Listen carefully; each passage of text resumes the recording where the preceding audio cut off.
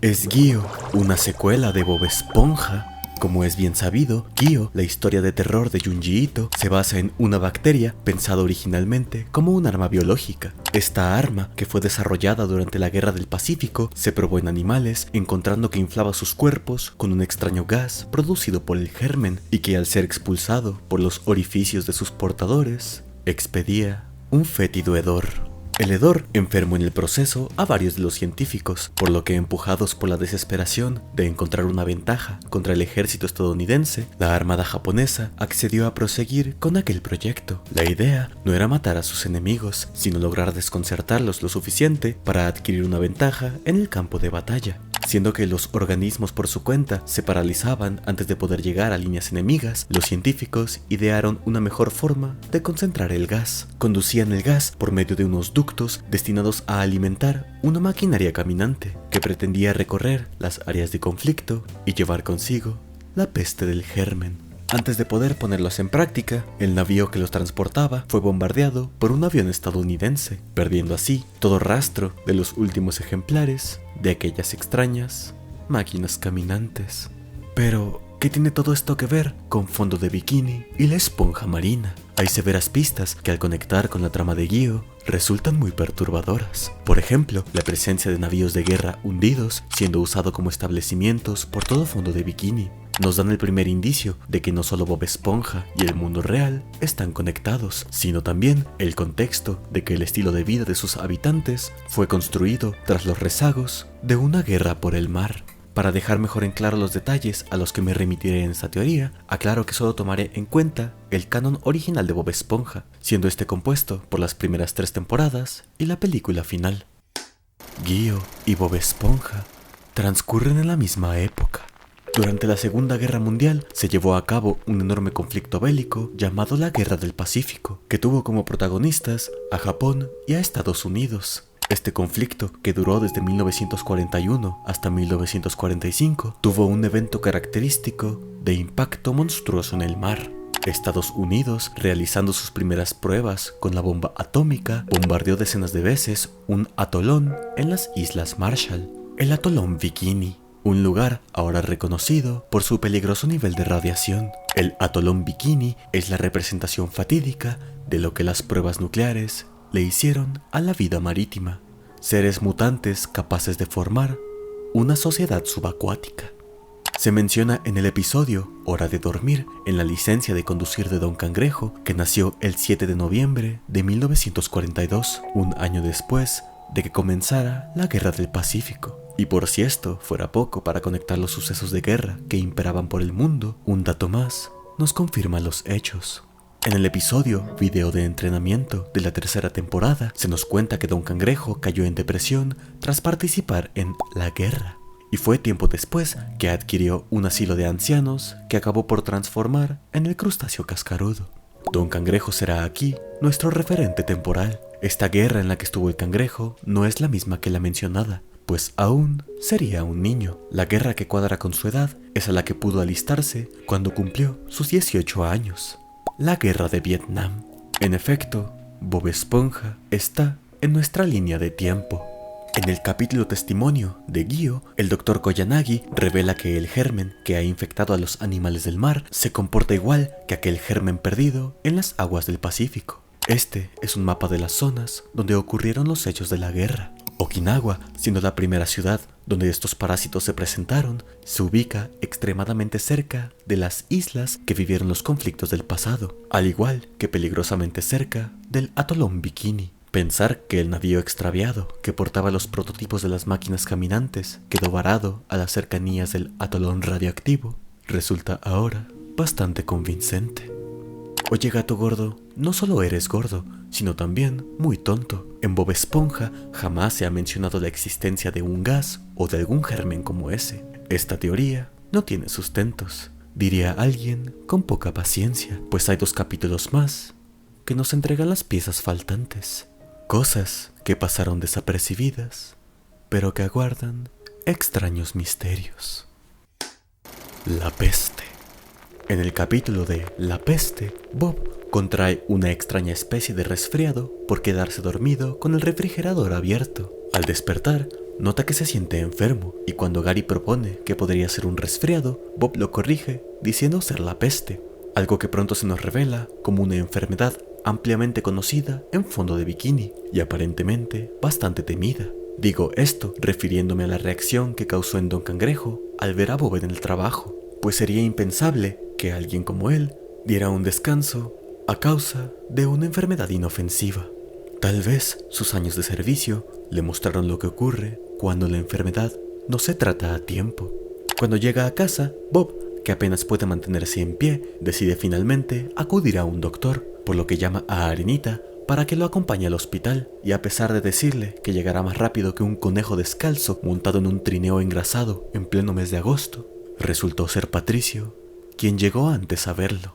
Aquí Patricio es quien nos da una valiosa información. Cuando Bob le confiesa que irá al médico para tratar su peste, él lo detiene diciendo: conozco a un chico que conoce a un chico que fue al doctor una vez. La oficina del doctor es un lugar horrible. Primero, te hacen sentar en una sala de espera, te hacen leer revistas viejas y luego el doctor toca tu piel desnuda con sus fríos aparatos.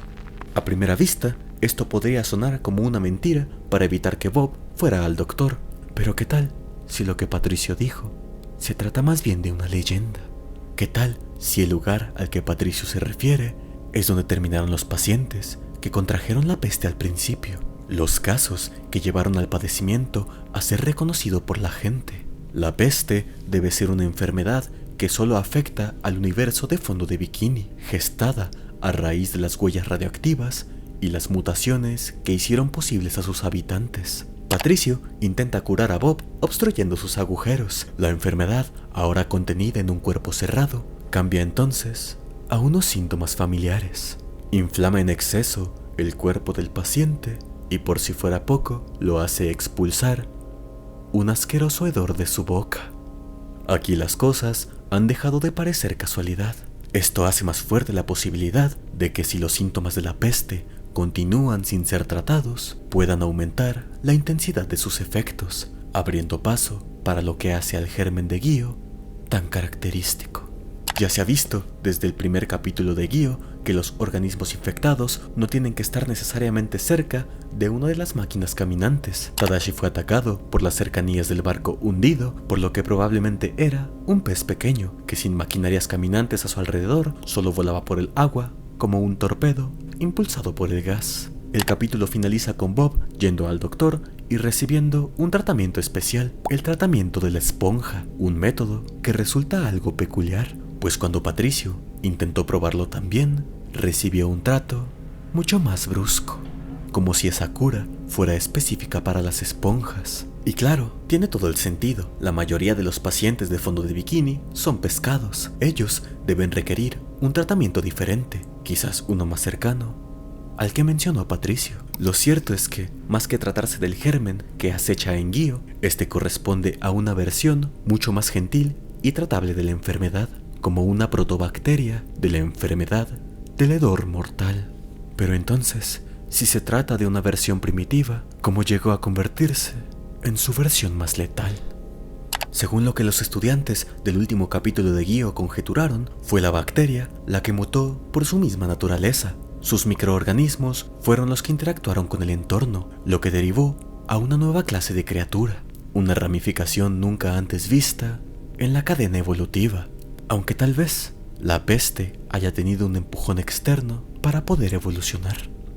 Siendo que esta mutación mantiene una génesis desconocida, puede que no haya sido del todo la naturaleza misma quien haya realizado esta mutación, pues actúa con un propósito muy específico de dominación. Y como hemos visto, en su forma oculta, el gas se muestra como una maraña espectral con una violenta voluntad propia, que además reacciona con estímulos como la música, como se vio en el capítulo del circo del hedor mortal, y que es intolerante a maquinarias a base de gas de otra naturaleza, como aquellas construidas por el tío Koyanagi.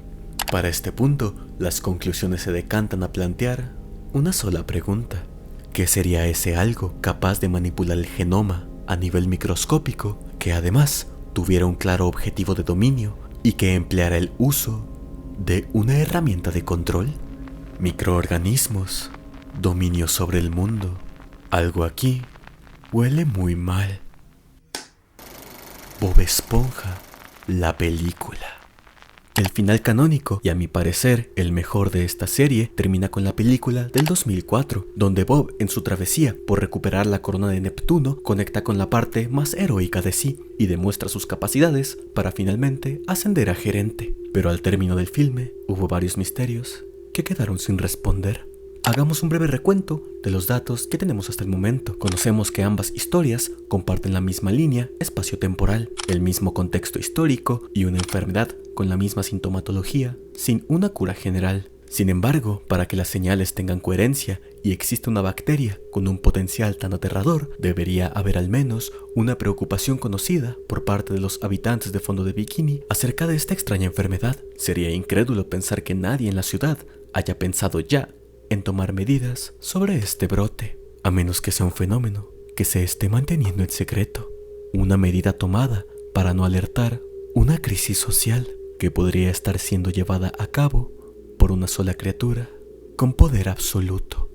Neptuno es un personaje que se presenta como el gobernante supremo del océano, que producto o no de las consecuencias de la radiación, posee aún así habilidades dignas de un ser divino. Las pocas veces en que se le ve ejerciendo su autoridad, se comporta más como un rey tirano que como un gobernante pragmático, un rey cuyos mandatos jamás serían cuestionados. Y hay algo particularmente extraño que lo evidencia en la película. Cuando la princesa Mindy recluta a Bob y a Patricio para recuperar la corona, les entrega un objeto del que jamás se había hablado en toda la serie: la bolsa mágica de vientos. El único contexto que les da sobre ella es habérsela robado a Neptuno, dando a entender que esa misteriosa bolsa resguarda un contenido que la misma princesa desconoce. El hermetismo de su padre no conoce límites. Es obvio que, si mantuvo el secreto hacia su hija, la sola persona a quien muestra un grado de simpatía, el tener bajo su poder un hálito con esas cualidades mágicas, el rey Neptuno sería el candidato perfecto para ser quien mantenga en secreto un objeto que pueda desestabilizar su reino. Me refiero a que Neptuno mantiene una muestra del gas a escondidas del mundo. Resulta inquietante el cómo funciona la bolsa. Tras deshacerse del buzo, quien posee una apariencia bastante sospechosa, Bob y Patricio se encuentran en la costa de una playa. Ahí sacan la bolsa de vientos que les entregó Mindy y leen un instructivo que les indica cómo utilizar su poder. Lo que se supone que deben hacer es apuntarlo hacia la dirección deseada y soltar el cordón que amarra la bolsa. Será el viento mismo quien se encargará de transportarlos hacia su destino. Y vaya que otra bolsa de vientos ha demostrado su capacidad de transportarse así por el mundo. Seguro que todos están pensando exactamente lo mismo que yo.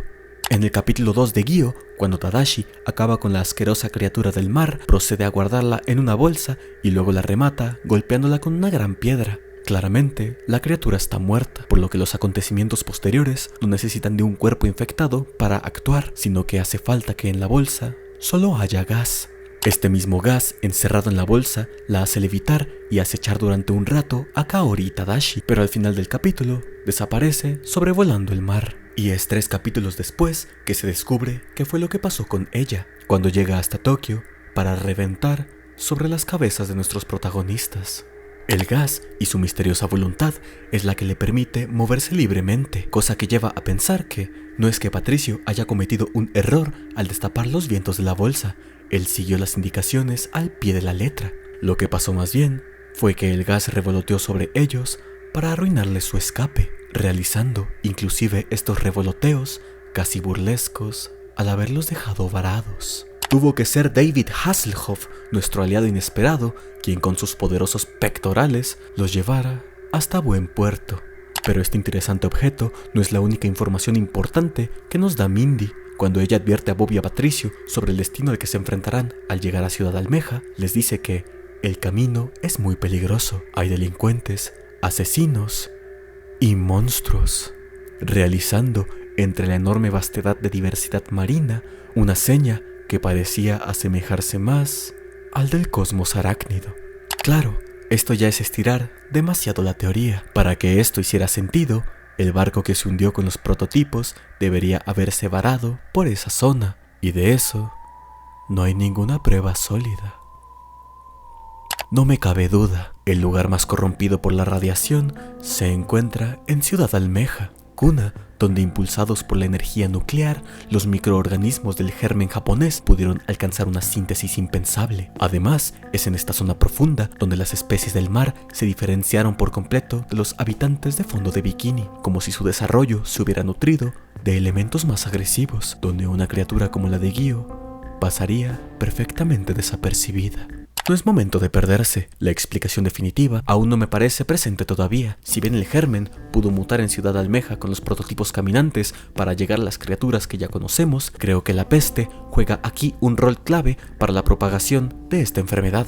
Como se vio en Gyo, el germen se utilizó en mamíferos. Para llegar a la infección marina, estas dos enfermedades, que ya coincidían en efectos, debieron ser fusionadas con ayuda externa. Además de que se le debió inyectar un singular sentido musical y una voluntad de expansión territorial. Estas son dos cosas que no se dieron por sí solas, necesitaron de un agente más, con sed de dominio y capaz de recursos así de despiadados. Ya he dado algunas pistas sobre a quién me refiero para estas posibilidades, y una vez expliqué el porqué, todo hará sentido. Plankton creó el germen de Gyo. Cuando Plankton espiaba por la ventana del balde de Carnada cómo Perka Perkins entrevistaba a Don Cangrejo por la apertura del crustáceo cascarudo 2, Plankton, empujado por la envidia, recurrió al Plan Z, un plan que había olvidado tener de entre todos sus archivos de planes malvados, y no solo encontró en él un atisbo de esperanza para finalmente superar a Don Cangrejo, también descubrió la idea más malvada de su arsenal. Al analizarlo, Plankton exclamó: es maligno, es diabólico y huele a limón. Con él, yo gobernaré el mundo. El plancton marino posee la capacidad de detectar compuestos químicos en el agua, entre ellos uno particularmente importante, el dimetilsulfuro, el compuesto responsable de gran parte del característico olor del mar. Dependiendo de su concentración, el dimetilsulfuro puede adquirir olores familiares, olor a maíz, a vegetales hervidos o el olor a gas. Entonces, que el Plan Z huela a limón resulta inquietante, porque si el dimetilsulfuro representa el olor de un mar vivo, el aroma cítrico del Plan Z parecería señalar exactamente lo contrario, algo sintético y corrosivo, un proyecto diseñado para alterar el orden natural del océano. A medida que la película avanza, Plankton desarrolla el plan a la perfección, haciendo uso de dispositivos de control mental de alta tecnología, con los que domina Fondo de Bikini y comienza la construcción de su imperio, al que llamó Planktonópolis. Pero fue una falla imposible de prever la que deshabilitó sus esfuerzos, algo que su plan no tomó en cuenta: el poder del rock and roll. Oh, pero Plankton aprendería de sus tontos errores. Al fin y al cabo, se trata de un genio del mal. En fin, el equipo de los buenos terminó ganando. El plan malévolo de Plankton fue frustrado y él terminó tras las rejas. Mas su frase final me deja pensando en que el Plan Z se transformó en algo mucho más elaborado. El aire no se llevó sus últimas palabras. Se trataron de una amenaza que Plankton estaba dispuesto a cumplir. Esta es la cronología de lo que pasó cuando Plankton salió de la cárcel. Su tiempo en prisión aumentó en él su resentimiento. Plankton vive en un mundo donde las alegrías y finales felices están reservadas para todos menos para él. Más que reflexionar por sus actos, debió pasar el tiempo ideando cómo utilizar su genio para mejorar su plan maestro. Un plan que se quedó a centímetros de tocar la gloria. Solo hacían falta algunos ajustes afinados por los errores del pasado. Primero, había que encontrar una nueva forma de controlar a los habitantes de Fondo de Bikini. Invitarlos a las atractivas promociones del balde de Carnada ya no serviría de nada. La gente ya no confía en él. Debía tomar el control a la fuerza. El instrumento que usaría sería uno impersonal, uno que pasara desapercibido y se confundiera con un padecimiento común en los habitantes. Plankton encontró la bacteria del ejército japonés investigando por las profundidades de Ciudad Almeja y tomó de ejemplo los prototipos que yacían abandonados para mejorar su composición con sus enormes conocimientos de tecnología y ciencia. A su vez, asimiló en ella la bacteria de la peste, aprovechándose de su similar genética y logrando un híbrido perfecto capaz de vivir a través de los habitantes de fondo de bikini y sirviendo como las máquinas caminantes. Así dio a luz a su producto final, un mecanismo mejorado en armonía con su parte biológica y su parte artificial. Plankton encontró la mutación del germen que conocemos hoy en día. Al fin, había encontrado el dispositivo de control definitivo y como cereza del pastel pasaría desapercibido en la población al confundir sus síntomas con los de la peste. La llamada voluntad del gas no sería más que la codificación específica que Plankton ideó para su creación. El objetivo del gas debía ser muy claro: dominar no solo el mar, sino el mundo. Reconstruir su imperio perdido. Reconstruir Planktonópolis. Para hacerlo a prueba de fallas, ahora sería inmune a la intervención musical. El poder del rock no sería capaz de derrotarlo otra vez, así que llegó a la magnífica solución de inseminarle una melodía única. La melodía que el circo del hedor mortal descubrió en el gas es aquella que se implantó para anular las debilidades sonoras. Así se tapa la falla que lo derrotó en el pasado. Y por último, cuando había conquistado la totalidad del océano, dejó a sus criaturas libres para que se propagaran por la tierra. Solo una mente tan ruin y resentida podría idear un plan así. Esta es solo una teoría sobre el trasfondo del origen del germen que creó a las criaturas caminantes, más la posibilidad de que la mutación se haya sostenido únicamente en la radiación del atolón Bikini para autogenerarse, también me parece posible. En ese sentido, habría encontrado su razón de expansión en una supervivencia territorial orgánica o algo así. De ambas formas, la mutación se dio tal cual como los estudiantes supusieron, una mutación orquestada a nivel microscópico. Haya sido Plankton la mente maestra moviendo los hilos, o haya sido la Tierra la que abrió paso para la formación de estas abominaciones, la respuesta es la misma. Ambos son 99% alga marina y 1% maldad.